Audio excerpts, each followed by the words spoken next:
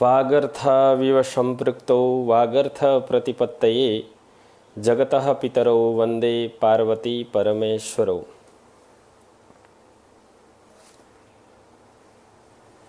गुरुर्ब्रह्मा गुरुर्विष्णु गुरुर्देवो महेश्वरः गुरुः साक्षात् परब्रह्म तस्मै श्री गुरवे नमः।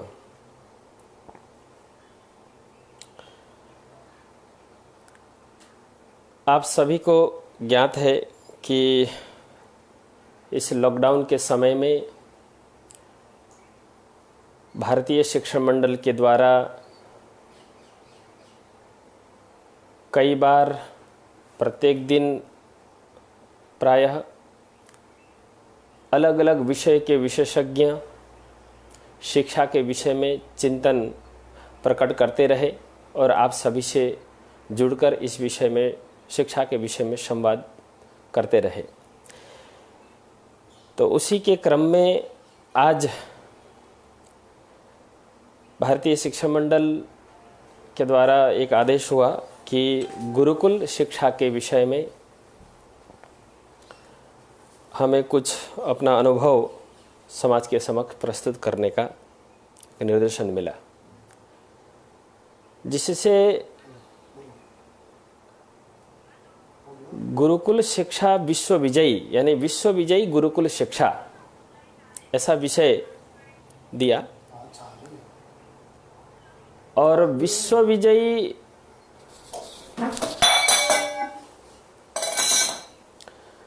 गुरुकुल शिक्षा विश्व विजयी कैसे, क्यों, इस विषय में आज हम थोड़ा सा अपना अनुभव आपके समक्ष रखने का प्रयास करेंगे। सबसे पहले कि गुरुकुल शिक्षा की जब बात आती है तो सामान्य रूप से हमें ऐसा लगता है कि गुरुकुल शिक्षा ऐसी क्या है, क्या होता है गुरुकुल शिक्षा में।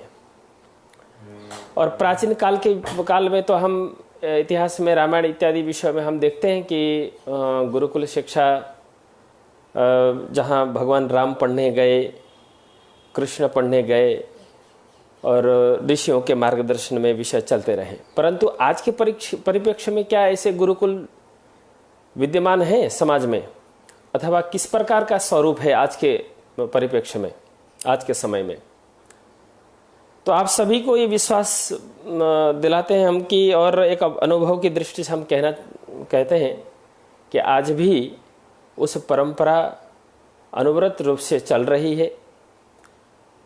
और सौभाग्य की बात है कि इतने काल के क्रम में और समय के विपरीत परिस्थितियों से जूझते हुए भी आज देश भर में 10,000 से अधिक गुरुकुल विद्यमान हैं। जब इस विषय में चर्चा हुई और समाज के विभिन्न क्षेत्रों में, विभिन्न परंपराओं में, सनातन परंपरा, वैदिक परंपरा में, वैष्णव परंपरा, जैन परंपरा, बौद्ध परंपरा में, अनेक परंपरा में अपने अपने पारंपरिक शिक्षा देने की व्यवस्था आज भी देश और दुनिया में चल रहा है। पिछले समय में जब लगभग आज़ादी के बाद 1969 में कुछ शुभचिंतकों ने ये चिंतन किया कि स्वतंत्रता तो मिली, परंतु स्व का तंत्र विकसित करने के लिए हमें स्वयं की शिक्षा को भी विकसित करनी चाहिए। इस विषय को चिंतन करते हुए भारतीय शिक्षण मंडल की स्थापना हुई। उसी क्रम में भारतीय शिक्षा क्या है, इस विषय को भी ठीक से चिंतन करते समय गुरुकुल ही उसके समक्ष आते हैं। आप सभी को पता है, तब गुरुकुल के विषय में चिंतन हुआ और देश के कई क्षेत्रों में भारतीय शिक्षा मंडल के प्रेरणा से कई गुरुकुलों की स्थापना हुई और एक प्रयोग के रूप में चलता रहा, क्योंकि पिछले समय में बहुत गुरुकुल के प्रति आक्रमण हुए। समय में जहाँ रात होता है तो दिन होता है, दिन होता है तो रात होता है, स्वाभाविक है। यह गुरुकुलों के प्रति आक्रमण आज का नहीं है। प्राचीन काल में भी जब परशुराम के पिताजी जब गुरुकुल चलाते थे तब भी सहस्त्रार्जुन जैसे शक्तिशाली राजाओं ने भी इसमें आक्रमण किया और उस गुरुकुल शिक्षा को नष्ट करने का प्रयास किया। ऋषि जमदग्नि ने उसका बहुत संघर्ष किया। तो ऐसे अनेक काल में अनेक समय समय पर यह आक्रमण गुरुकुलों के प्रति होते रहे। तब तक हमें प्रमाण मिलता है कि कई पुराणों में उसका वर्णन भी मिलता है कि राजा के द्वारा आश्रित ऐसे गुरुकुल हुआ करते थे और तत्समय में भी कई ऐसे शक्तियों ने अपने बाहुबल की क्षमता से अहंकार वशात, अहंकार अधिक होने से ऐसे गुरुकुल और ऋषियों को, विद्वानों को प्रताड़ित करते रहे। परंतु तत्त समय में, उस समय जमदग्नि ऋषि के समय में परशुराम ने जन्म लिया। भगवान परशुराम ने ऐसे दुष्टों को संहार करके फिर गुरुकुल शिक्षा की पुनः स्थापना करने की हम इतिहास में पाते हैं। तो इसी क्रम में आज के इस युग में, आधुनिक युग में भी गुरुकुल में भारत के आज़ादी से पूर्व से आक्रमण होते रहे। हम गुरुकुल का इतिहास जानते हैं। कई बार शिक्षा मंडल के गतिविधियों से अथवा शिक्षाविदों के मुंह से कई बार हम लोग इसके विषय में कथा सुने होंगे, जानकारी भी है। धर्मपाल जी ने इसका अच्छा संकलन किया है, ब्यूटीफुल ट्री, रमणीय वृक्ष करके ऐसे पुस्तक प्रकाशन किया है, उसमें विस्तृत रूप से वर्णन है। तो तब ये सब आक्रमण हुए और आज तक का इतिहास रहा है। जब उस समय भी जब जमदग्नि ऋषि के ऊपर आक्रमण हुआ तब राजा ने, सहस्त्रार्जुन ने गुरुकुल को देने वाला सहयोग बंद कर दिए। तब भी उनके शिष्यों ने समाज से आह्वान करके समाज पोषित शिक्षा बनाने का प्रारंभ किया। वही आदर्श दुनिया में अच्छे परिणाम भी मिले। और आज भी गुरुकुलों को कई बार, मतलब आज़ादी के पश्चात भी, आज़ादी से पूर्व से लेकर के ऐसे आक्रमण होते रहे और गुरुकुल को नष्ट करने का प्रयास किया गया। परंतु उस समय भी कुछ ऐसे महापुरुषों ने, विद्वानों ने इस विषय में चिंतन किया और ऐसे विषयों को आगे बढ़ाया और उसको समाज पोषित बनाने का प्रयास किया। आज भी देश भर में जितने गुरुकुल चल रहे हैं, जो शुद्ध रूप से विशुद्ध गुरुकुल चल रहे हैं, ऐसे गुरुकुलों का समाज के द्वारा ही पोषित हो रहे हैं और समाज के द्वारा, विद्वान के द्वारा, गुरुओं के द्वारा ही संचालित हैं। प्रायः राज्याश्रय नहीवत है। और समाज में आज जो गुरुकुल चल रहे हैं उसमें गुरुकुल के कई स्वरूप हैं। एक स्वरूप है हम जिसे संस्कृत पाठशाला समझते हैं, संस्कृत यूनिवर्सिटी भी है, और जो सरकार, पूर्णतः सरकार के द्वारा अनुदानित चल रहे हैं, सरकार के द्वारा सहयोग मिल रहा है और विशेषकर उनका पाठ्यक्रम इत्यादि भी सरकार के द्वारा ही बनाया गया है। और एक स्वरूप ऐसा है समाज में कि विभिन्न सांप्रदायिक गुरुकुल हैं। परंपरा के अनुसार कई लोग अपनी परंपरा को जीवंत रखने के लिए, अपनी परंपरा का विस्तार और विकास करने के लिए उस दृष्टि से और संप्रदाय निष्ठ ऐसे गुरुकुल भी समाज में चल रहे हैं। और कहीं उनको पाठशाला के रूप में पाठशाला कहा जाता है, कहीं गुरुकुल कहा जाता है। तो जैसे मूल हमारे स्वरूप पहले पाठशाला, गुरुकुल, तपोवन जैसे प्रायः प्रमाण ऐसे मिलते हैं। अध्ययन करने पर साहित्य में ऐसा वर्णन मिलता है कि गांव-गांव में पाठशाला हुआ करते थे प्राइमरी एजुकेशन के लिए।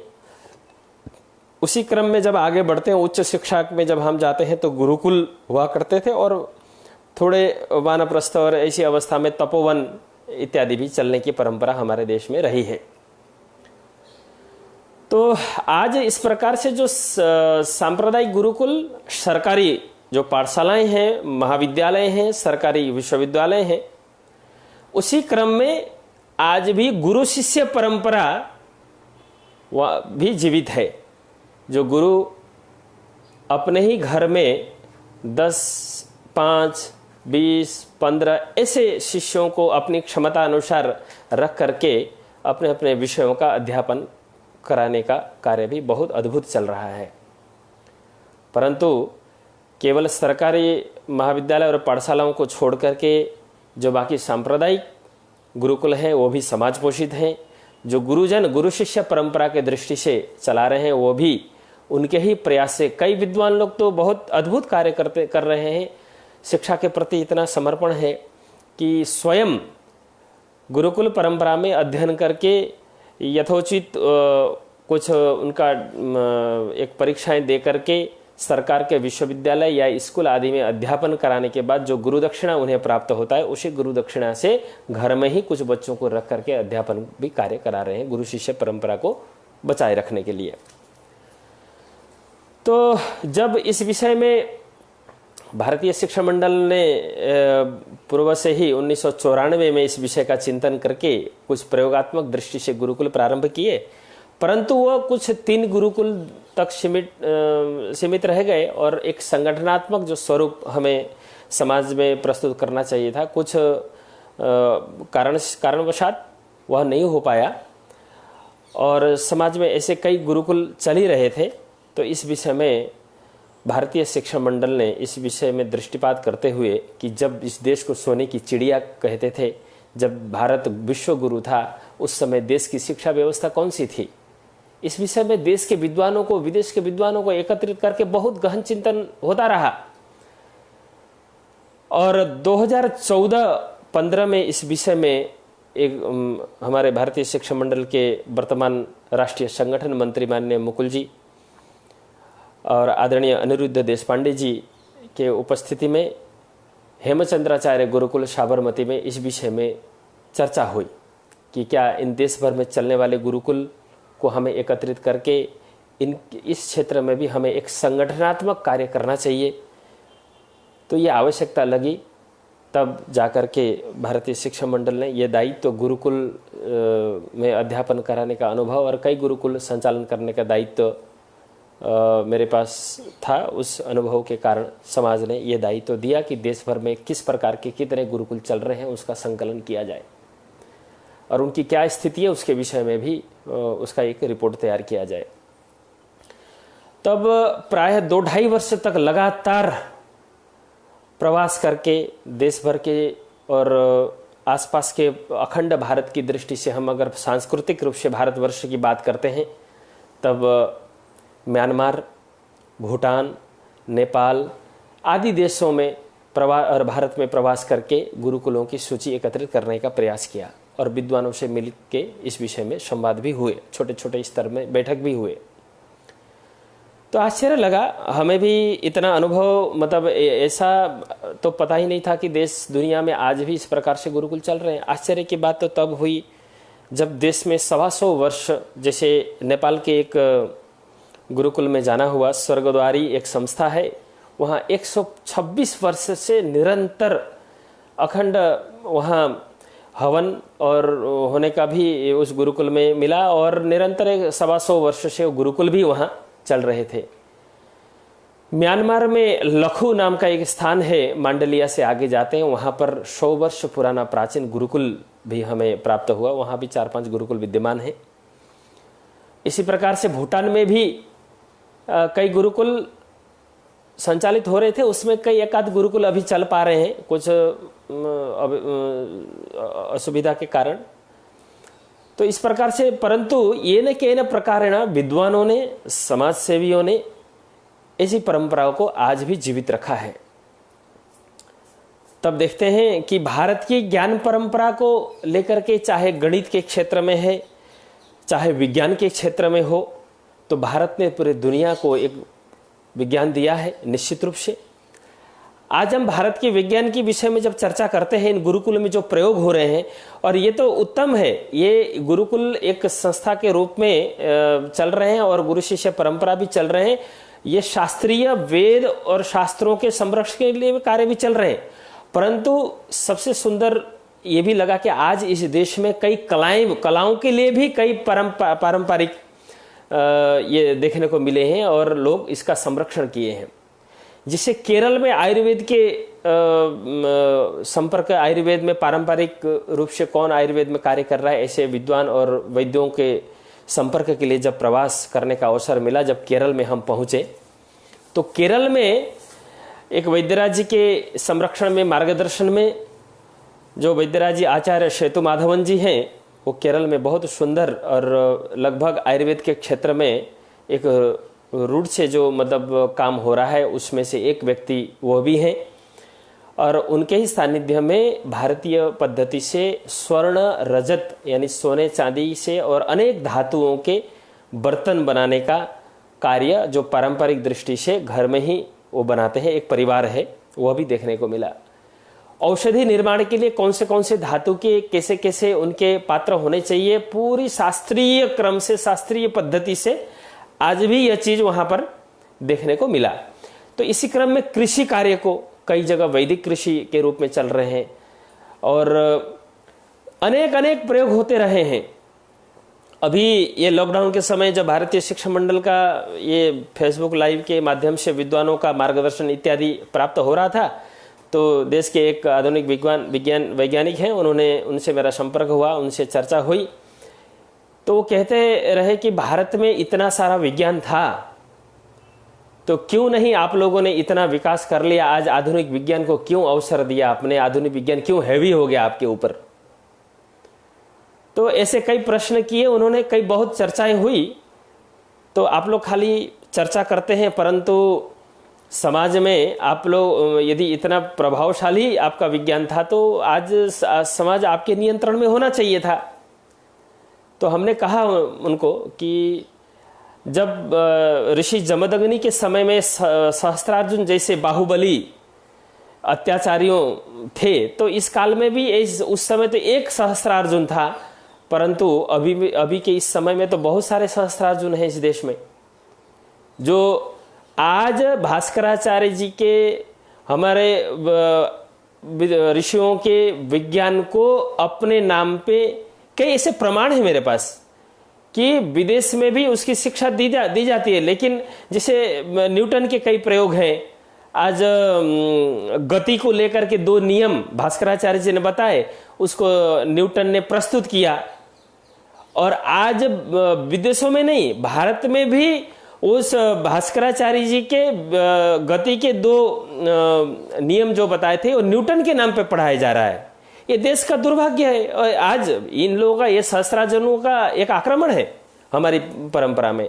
और हमने कहा, उनको ये भी उत्तर दिया, आज देश भर में चाहे केदारनाथ मंदिर हो, बहुत विनाशक भूकंप आया, नेपाल में भूकंप आया, पशुपतिनाथ मंदिर हो, अथवा दिल्ली के जो कुतुब मीनार में जो बड़े बड़े स्तंभ खड़े हैं, जहां आज तक इतने सैकड़ों हजारों वर्ष के बाद भी उसमें जंग तक नहीं लगे, ऐसे धातु बनाने की प्रक्रिया भारत की अपनी परंपरा रही है।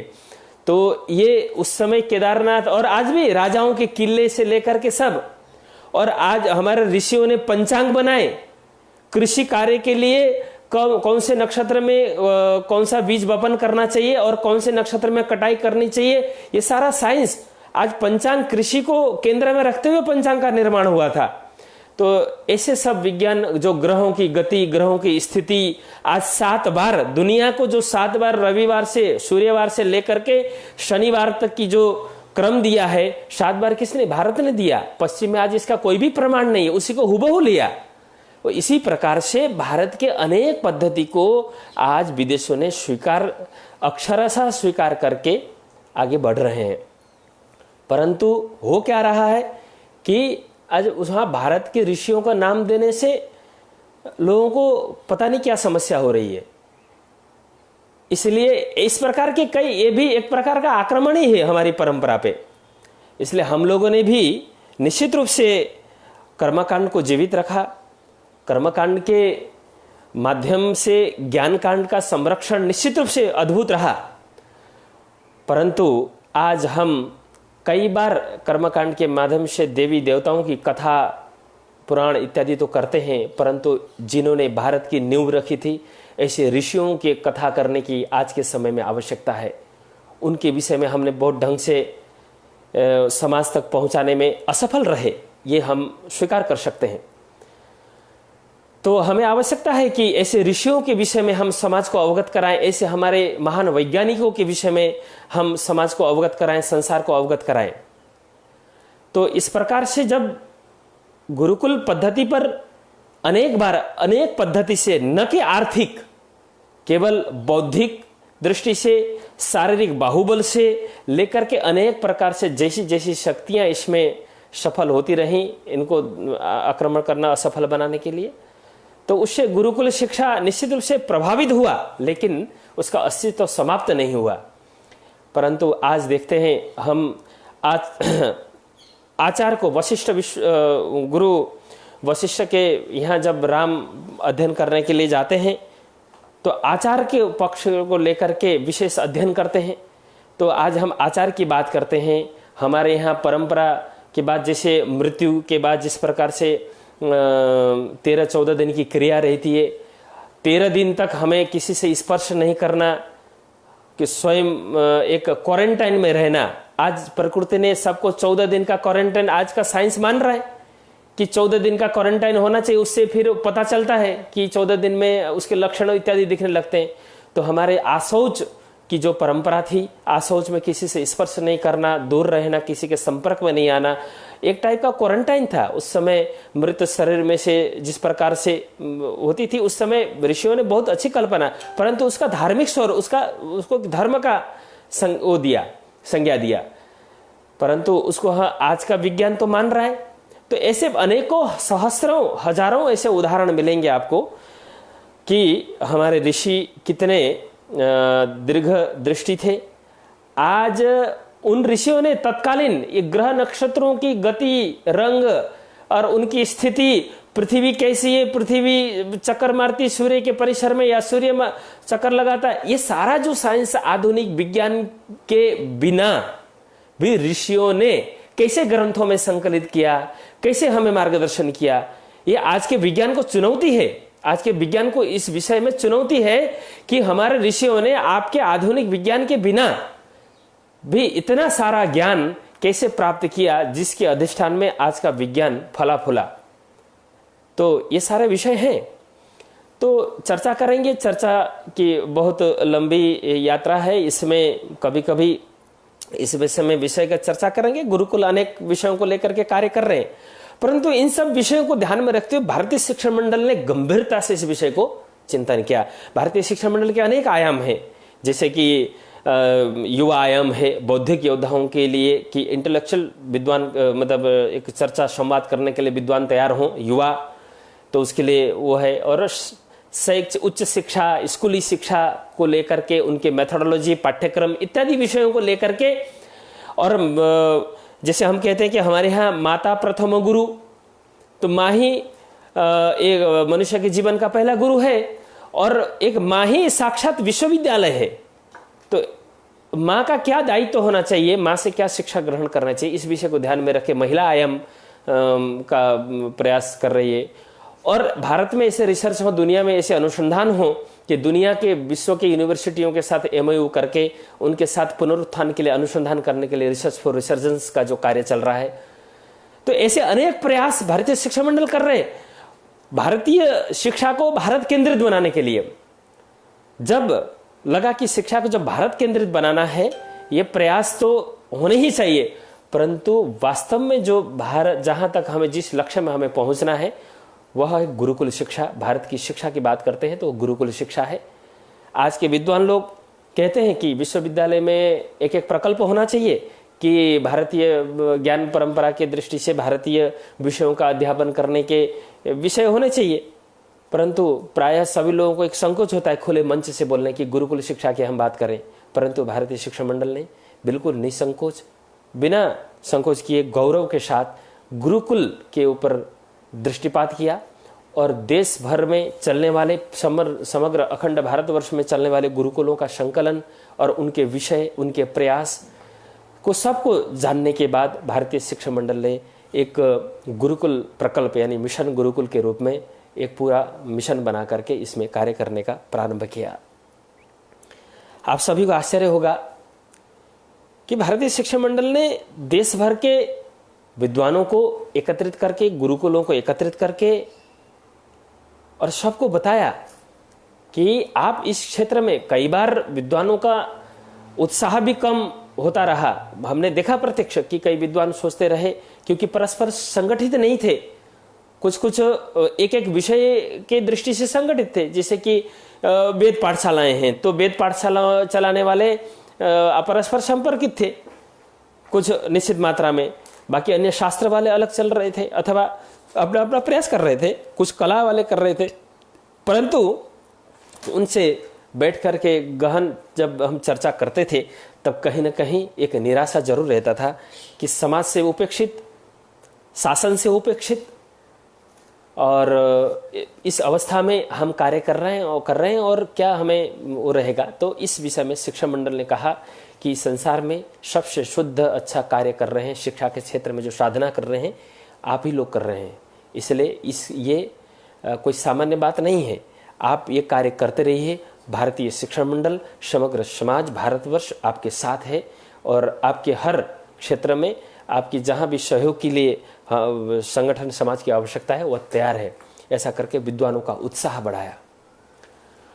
और भारतीय शिक्षा मंडल ने कहा कि ऐसे तपस्वी विद्वान जिन्होंने पूरा अपना जीवन शिक्षा की साधना में लगा दी है, ऐसे विद्वानों को कहा कि हे विद्वानों, आप ये सब कार्य आगे बढ़ाइए, आप शिक्षा की साधना कीजिए, बाकी आपकी जो व्यवस्था, भौतिक और सांसारिक जो व्यवस्था दायित्व रहते हैं उसके लिए समाज आपके समक्ष खड़ा है, आप निश्चिंत रहिए। तो ऐसे 500 विद्वानों के प्रथम चरण में संकलित करके, उन विद्वानों को आह्वान करके आज देश भर में इस कार्य को एक गति दिया।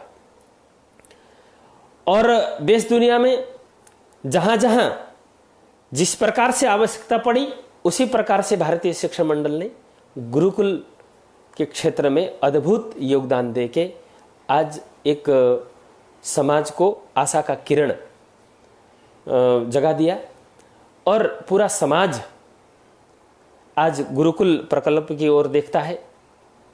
और ये सौभाग्य हमारे समाज का। प्राय हमारे राष्ट्रीय संगठन मंत्री कहते हैं कि अच्छा कार्य, नीति अच्छी हो, अच्छा कार्य करने वालों का कार्य कभी भी अर्थ के कारण अथवा अन्य कोई भी कारण से रुक नहीं सकता। ये भारत की प्रकृति है, भारत का स्वभाव है। तो बिल्कुल सत्य है, ये हमने अनुभव से पाया।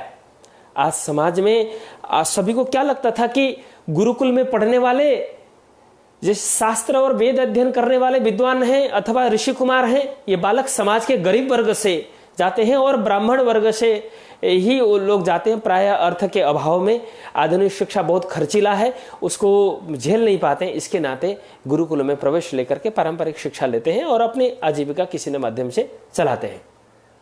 परंतु आप सभी को कहने के लिए एक आनंद का विषय है, हमारे देश में ऐसे संतों की भी श्रृंखला है।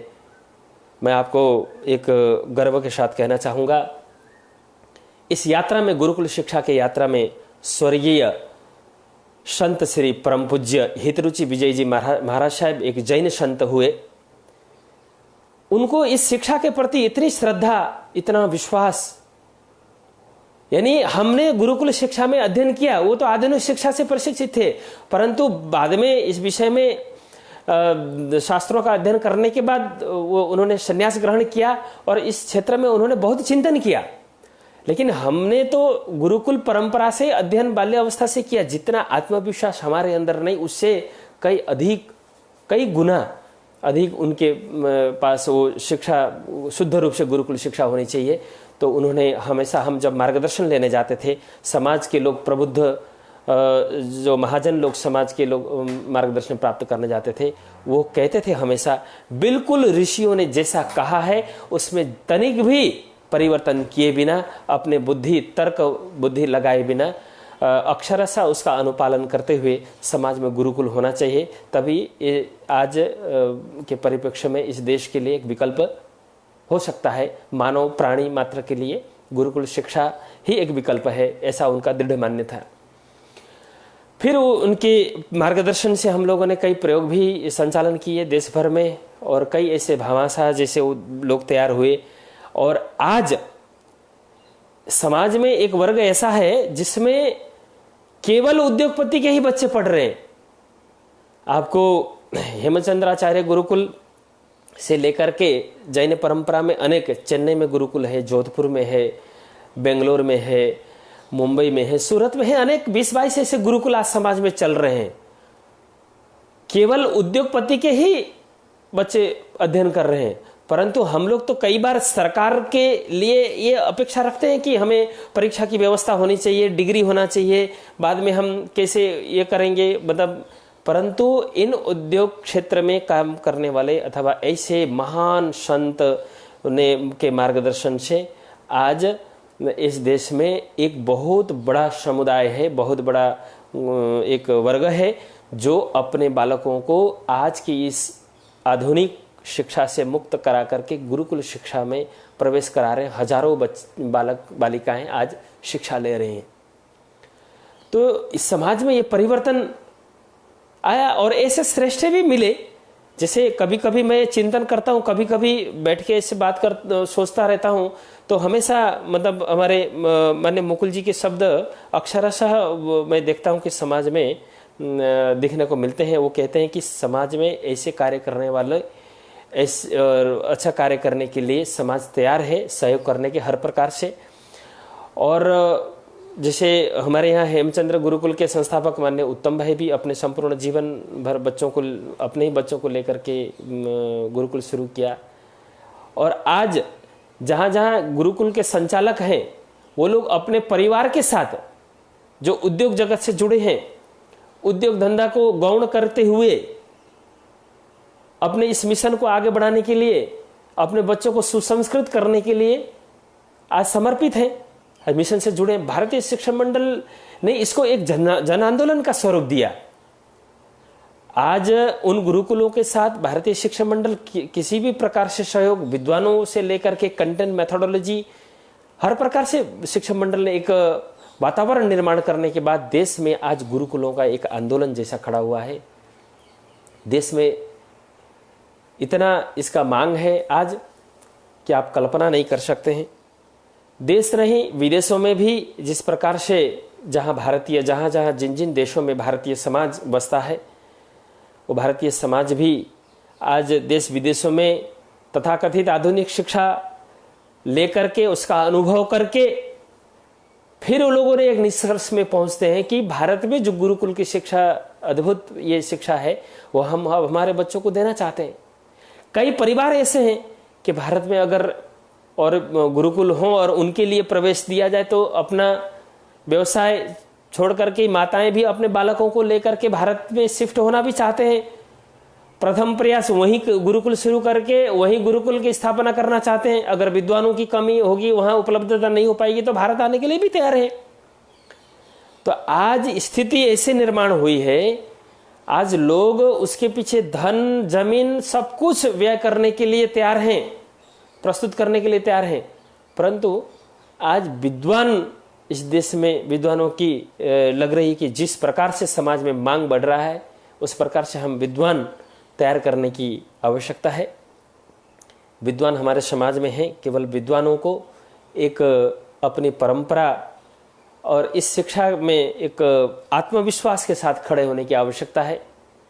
आज ऐसे ऐसे विद्वान समाज में हैं, कई ऐसे विद्वान हैं जो जिस तरह से मैंने बताया कि नक्षत्र आधारित बीज वपन करना, खेती करना, ऐसे ऐसे विद्वान आज समाज और परिस्थितियों के शिकार हुए हैं। अपने गांव में दूध बेचने का काम कर रहे हैं, डेयरी चला रहे हैं। कई लोग अच्छे अच्छे विद्वान गांव में गुड़ की खेती कर रहे हैं, मतलब वो गन्ना बो रहे हैं और गुड़ बना रहे हैं, वो व्यापार कर रहे हैं। भारतीय शिक्षा मंडल ने मतलब जिलाओं में ग्राम में जाकर के ऐसे अनुभवी, हमें डिग्री की आवश्यकता नहीं है, लेकिन ऐसे विद्वानों को संकलित करने का प्रयास किया। तो बहुत बड़ी एक इसमें समुदाय हमें मिला कि जो अच्छे विद्वान हैं, अच्छे प्रयोग कर सकते हैं। आज कृषि के क्षेत्र में, कला के क्षेत्र में भारतीय शिक्षा मंडल की पूर्ण इसमें सक्रियता के साथ कनेरी मठ में परम पूज्य स्वामी श्री अदृश्य काड़ सिद्धेश्वर जी ने भी एक भव्य गुरुकुल का निर्माण किया है। आज लगभग 300 छात्र छात्राएं वहां अध्यापन कर रहे हैं, निवासी है। और वो मठ में 1300 वर्ष पुराना मठ है, उसमें अनेक कला और कृषि के क्षेत्र में तो अद्भुत कार्य है स्वामी जी का। और इसको और पूर्णता देने के लिए उन्होंने गुरुकुल प्रारंभ करके 2016 से आज अद्भुत गुरुकुल चल रहा है। उन गुरुकुल में स्वामी जी के पास चाहे देश भर में ऐसे अनेक स्थानों पे जो गुरुकुल चलते हैं, आज के तथाकथित बड़े बड़े नेता, राजनेता से लेकर के बड़े बड़े सरकारी अधिकारियों का एक प्रेशर आता है कि हमारे बालक को, हमारे संबंधी को इसमें एडमिशन दिया जाए, प्रवेश दिया जाए। ये गुरुकुल के लिए गौरव की बात है। और जो लोग कहते हैं कि मतलब गुरुकुल शिक्षा में क्या है, इसका कई प्रश्न हैं। अभी मेरे पास व्हाट्सएप से कई प्रश्न आ रहे हैं कि क्या ये आज के गुरुकुल शिक्षा से इस आधुनिक जगत में आधुनिक विषयों से हम परिचित हो पाएंगे क्या। कई लोग पूछ रहे हैं कि रोजगार मिल सकता है, नौकरी मिल सकती है क्या। तो ऐसे प्रश्न मुझे दूसरे फोन में व्हाट्सएप से लोग पूछ रहे हैं, मैं देख रहा हूं, स्क्रीन है मेरे सामने। मैं उन सभी को ये आश्वस्त करना चाहूंगा कि निश्चित रूप से आप बेरोजगार, गुरुकुल शिक्षा से बेरोजगार तो नहीं होगा, परंतु जो नौकरी का आपने प्रश्न किया, हम गुरुकुल में बालकों को यही संस्कार देने का प्रयास करते हैं कि नौकरी के लिए तो आज की शिक्षा पर्याप्त है। आज पूरा नौकरों का जो फौज खड़ा कर रखा है देश दुनिया में, और वो लोग तो आज की शिक्षा कर ही रही है, वो काम गुरुकुल को करने की आवश्यकता नहीं है।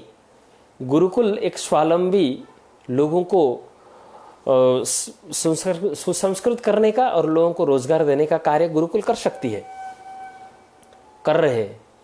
और आज कई वर्षों से जो पुराने गुरुकुल चल रहे हैं, उन गुरुकुल से निकले हुए विद्वान कोई अध्यापन क्षेत्र में है, कई व्यवसाय के क्षेत्र में है, अच्छे अच्छे उद्योगपति के एक कम आयु में बहुत बड़े व्यापार आज जो संचालन कर रहे हैं। आश्चर्य की बात है, हमारे गुरुकुल से, साबरमती हेमचंद्राचार्य गुरुकुल से निकले हुए छात्र आज समाज में कई लोग हर प्रकार से योगदान दे रहे हैं।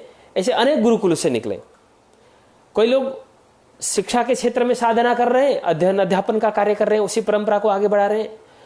कई लोग उद्योग जगत में गए हैं तो उद्योग में भारी सफलता उनको प्राप्त हुई है। बहुत उदाहरण है हमारे यहाँ, हमारे ही बच्चे कर रहे हैं। और उन व्यवसाय में जा रहे हैं। आधुनिक इस समाज परिस्थिति में भी सफलतापूर्वक व्यापार का संचालन करते हुए वो अपने कर्मचारियों के साथ, अपने स्टाफ के साथ, अपने व्यवसायिक मित्रों के साथ, अपने जो व्यवसाय करने वाले पार्टनर जिसे कहते हैं, उनके साथ उनका व्यवहार, उनकी दृष्टि हर जगह, देश विदेशों की यात्रा में कभी कभी मेरे ही छात्र मुझे मिल जाते हैं, कोई कॉन्फ्रेंस में, कोई कार्यक्रम में, तो उनके अंदर आज भी वो भारतीय दृष्टि है। आज इस लॉकडाउन हुआ, देश में कई कंपनी, कई बड़ी बड़ी संस्थाएं आज हिल गई हैं, परंतु उस अवस्था में भी हमेशा अपने व्यवसाय को आगे बढ़ाने के लिए जिन कर्मचारियों ने, कार्यकर्ताओं ने योगदान दिया है, उनके ऊपर पूरी सहानुभूति के साथ, एक संवेदना के साथ आज जुड़े हुए हैं। सुबह शाम क्या भोजन कर रहे हैं, क्या कर रहे हैं, सामाजिक संगठन से जुड़े होने के नाते हर क्षेत्र में जैसी जैसी परिस्थिति आती है वैसी परिस्थिति में हमें कार्य करने का दायित्व मिलता है। तो आज किट वितरण से लेकर के लोगों की भोजन की व्यवस्था करने के लिए भी हमें समाज में जाना पड़ता है। तब हम पूछते हैं कि आपके कंपनी, कई हमारे ही बालकों के कंपनी के कर्मचारी भी, उनसे भी संवाद होता है, आपके मालिक का क्या व्यवहार है, हम पूछते हैं, क्योंकि हमारा शिष्य है उसका संचालन करता, उसमें हमारे शिष्य का कहीं योगदान है। हमारा छात्र गुरुकुल का विद्यार्थी है, आज उद्योगपति है, लेकिन उसका व्यवहार कैसा है, तो हम इस माध्यम से भी, इस परिस्थितियों में भी उनकी परीक्षा करते हैं। यही परीक्षा करने की पद्धति है। ये नहीं कि 3 घंटे बैठा करके उनका एक पेपर शीट बना दिया और उसका आंसर देने से वो उत्तीर्ण हुआ या अनुत्तीर्ण हुआ, ये निर्णय नहीं किया जाए। वास्तविक परिस्थितियों में उनकी परीक्षा होती है। आज जो व्यापार के क्षेत्र में हमारे गुरुकुल से निकले हुए छात्र सफलतापूर्वक संचालन कर रहे हैं, उनकी परीक्षा आज की इस देश और विश्व की महामारी की स्थिति में आज उनकी वास्तविक परीक्षा हो रही है, और वो वास्तव में अनुत्तीर्ण उत्तीर्ण आज हम तय करना चाहिए। इसलिए तो भारतीय शिक्षा मंडल में ये विषय बहुत लंबा चौड़ा है, परंतु हर चीज़ का एक अभी सत्र का जो समय की एक मर्यादा होती है, तो मैं आप सभी से यही निवेदन करना चाहूँगा कि भारतीय शिक्षा मंडल ने इसको एक मिशन के रूप में उठाया, और देश दुनिया के प्रत्येक जिला से लेकर के नगर महानगर सभी जगह हमारी समितियां हैं। विश्व में आज देखेंगे तो कई परिवार हमारे बेल्जियम से, यूरोप से भी जुड़े हैं, कई परिवार अमेरिका से भी इस संवाद में जुड़े हैं और कई कनाडा, ऑस्ट्रेलिया से भी लोग जुड़े हुए हैं। और वहाँ भी कई बच्चे आज कम से कम लगभग देश दुनिया के बच्चों को मिला करके आज 200 बच्चों 200 सवा 200 बच्चों को हम गुरुकुल की शिक्षा ऑनलाइन पढ़ा रहे हैं। 3-4 घंटा आज भी पूरे दिन, मतलब अनेक आचार्यों को इस कार्य में हमने निवेदन किया है, तो सभी आचार्य इसमें योगदान दे रहे हैं। और आज देश दुनिया में गुरुकुल शिक्षा, विदेशों में रहने वाले भी आज अलग अलग, कोई आयुर्वेद पढ़ रहा है, कोई व्याकरण पढ़ रहा है, कोई पाणिनि व्याकरण पढ़ रहा है, कोई आयुर्वेद पढ़ रहा है, कोई ज्योतिष पढ़ रहा है, कोई संगीत, भारतीय संगीत पढ़ रहे हैं। इतनी रुचि है, इतनी उत्सुकता है इन सब विषयों का अध्ययन करने के लिए। और इसी अप्रैल माह में विदेशों के कई स्थानों पर गुरुकुल प्रारंभ होने वाले थे, परंतु दुर्भाग्यवश ये महामारी के कारण हो नहीं पाए। तो वो जितने जुड़े हुए थे अभिभावक एवं छात्र गण भी इस विषय का बहुत लाभ ले रहे हैं। और सभी लोग की मानसिक तैयारी भी ऐसी हो रही कि ये विषय इस तरह से होते रहे तो हम अब भारत ही आकर के इस विषय को हम आगे बढ़ाना चाहते हैं, अपने बालकों को शिक्षित करना चाहते हैं। और दूसरी बात मैं कहता हूं कि आप तो इससे विकसित देशों में रहते हैं और आप भारत में आकर गुरुकुल शिक्षा इत्यादि की क्या वो आवश्यकता है, आपको क्यों ऐसा करना चाहते हैं, पूछते हम। तो कहते हैं कि गुरुकुल शिक्षा में बहुत सारी चीज़ें हमें गारंटेड हैं और जो आज की शिक्षा से हम अपेक्षा नहीं कर सकते हैं। जैसे गुरुकुल शिक्षा से हम चरित्र के विषय में गारंटेड हैं कि हमें चरित्र की गारंटी गुरुकुल से मिल सकती है। तो कई चीज़ें आज के आधुनिक शिक्षा में भी अपूर्ति है, तो उसकी पूर्ति के लिए और ऐसे व्यावसायिक कलाओं को तो हम किसी भी तरह से ट्रेनिंग, प्रशिक्षण लेकर के हम सीखते रहेंगे, लेकिन एक जीवन की जो शिक्षा, एक प्राणी मात्र के कल्याण के लिए जो शिक्षा है वो भारतीय शिक्षा में निहित है। इसलिए भारतीय शिक्षा मंडल हमें इसके लिए मार्गदर्शन करे, सहयोग प्रदान करे, तो हम पूर्ण रूप से इस विषय में अपने बालकों को पढ़ाना चाहते हैं। ऐसा मांग भी देश के बाहर रहने वाले भारतीय प्रजा में भी इसकी अपेक्षा है। तो हम सभी को भारतीय शिक्षा मंडल की ओर से भारतीय शिक्षा मंडल आश्वस्त करता है, आप सभी को गुरुकुल शिक्षा में शिक्षा लेने के लिए हर प्रकार से हम सहयोग करने के लिए तत्पर हैं। और समाज से हम ये आह्वान करना चाहते हैं कि आज क्योंकि पैसा तो हम कमाते हैं, उसका खर्च भी करते हैं। कई बार हम सेवा और समाज की सेवा करने के क्रम में हम कई बार कई क्षेत्रों में वृद्धाश्रमों के विकास के लिए हम योगदान देते हैं, कई क्षेत्र में हम मेडिकल क्षेत्र में देते हैं। परंतु ये समाज को यदि स्वस्थ रखना है तो मेरा निवेदन आप सभी से, जो व्यवसायी जगत से जुड़े हैं और सभी समाज से मैं आह्वान करना चाहूँगा कि रोग होने के बाद उसकी औषधि करने की अपेक्षा रोग के मूल में जाकर के उसका समाधान करना, तो उसकी उचित चिकित्सा होगी। रोग ही उत्पन्न न हो ऐसे कार्य में हमें प्रयासरत रहना चाहिए, प्रयास करना चाहिए। और समाज में कई प्रकार के रोग हैं, केवल शारीरिक, एक भौतिक न होकर के अनेक प्रकार के रोग हैं। तो वो सब रोग क्यों हैं? तो उचित शिक्षा न मिलने पर, उचित मार्गदर्शन न मिलने पर। तो वो शिक्षा ही मूल है। यदि वृद्धाश्रम के विकास हो रहे हैं तो उसके मूल में शिक्षा ही है। तो वृद्धाश्रम में वृद्धों को सेवा करना चाहिए, जो अभी परिस्थिति है और जो है उन लोगों की करना ही चाहिए, उसमें कतई वो नहीं है। परंतु ऐसे वृद्धाश्रम और समाज में न बढ़े, उत्पन्न न हो, इसके लिए हमें ऐसे समाज को तैयार करना है तो हमें शिक्षा में ही इन्वेस्ट करना होगा, शिक्षा में ही हमें शक्ति लगानी होगी। स्वस्थ समाज, स्वस्थ व्यक्ति और स्वस्थ राष्ट्र निर्माण के लिए हमें स्वस्थ शिक्षा बनाना पड़ेगा। और वह शिक्षा सरकार के सहयोग से, सरकार के अनुदान से कदापि नहीं हो सकता, कोई काल में नहीं हो सकता। ये निश्चित रूप से हमारा मानना है, क्योंकि प्राचीन काल में भी ये सफल नहीं हुआ। चाहे आप याज्ञवल्क्य का उदाहरण उठा के देखिए, चाहे आप जमदग्नि ऋषि का उदाहरण उठा के देखिए, तो जब इस शिक्षा को हमने राज्याश्रय में लेने का प्रयास किया, राज्य का सहयोग एक उसका दखलगिरी न हो, उसका हस्तक्षेप न हो, यही उसका सहयोग पर्याप्त है। परंतु जब तक इस शिक्षा को हम समाज पोषित नहीं बनाएंगे, जब तक समाज इसका उत्तरदायित्व नहीं लेगा, हम हम क्या कर सकते हैं? समाज को एक स्वस्थ नागरिक देख सकते हैं, एक परिवार को स्वस्थ संतान दे सकते हैं, स्वस्थ एक आदर्श समाज का एक व्यक्ति निर्माण कर सकते हैं। उसी क्रम में राष्ट्र निर्माण के हेतु से व्यक्ति का निर्माण कर सकते हैं।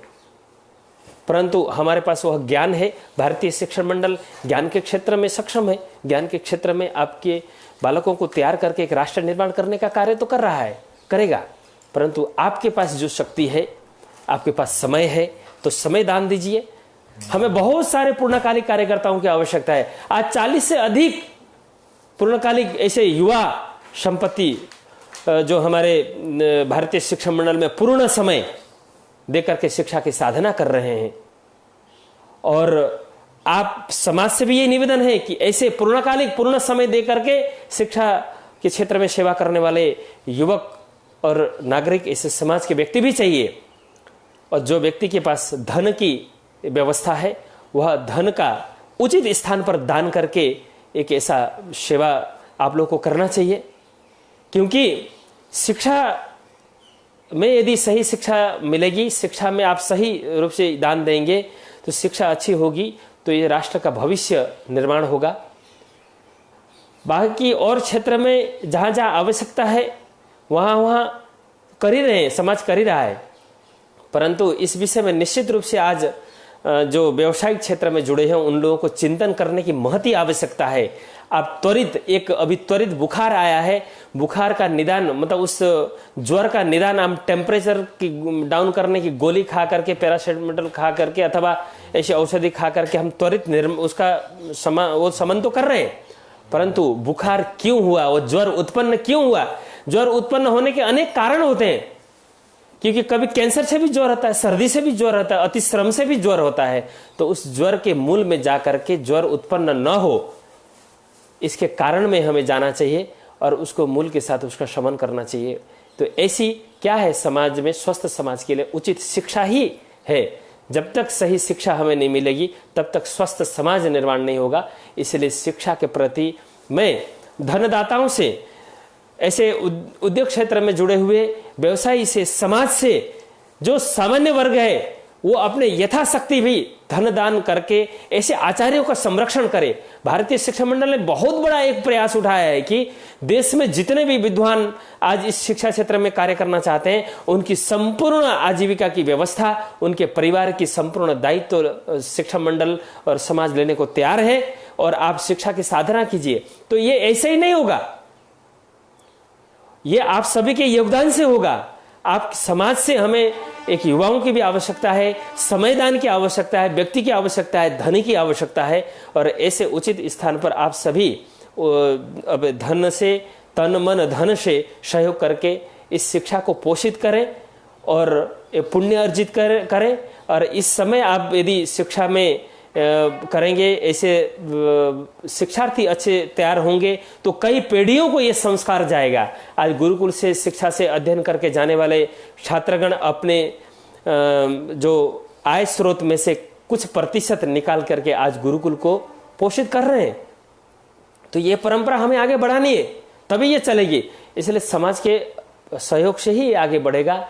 और आप सभी को और एक आपको आश्चर्य लगेगा कि भारतीय शिक्षा मंडल ने आह्वान किया है कि आने वाले 15 वर्ष में इस दुनिया की मुख्य धारा की शिक्षा, आप फिर से सुनिए, भारत की नहीं समूचे जगत की मूल शिक्षा की जो पद्धति होगी वो गुरुकुल शिक्षा ही होगी, गुरुकुल शिक्षा की पद्धति होगी। और विश्व के मुख्य धारा की शिक्षा गुरुकुल शिक्षा बनेगी। ये हम लोग तैयारी कर रहे हैं, हम इसके क्षेत्र में कार्य कर रहे हैं। और ये भारतीय शिक्षा मंडल ने घोषणा किया है, होना ही है। इसलिए ये सब तब संभव होगा आप सभी के योगदान से और आप सभी के सहयोग से।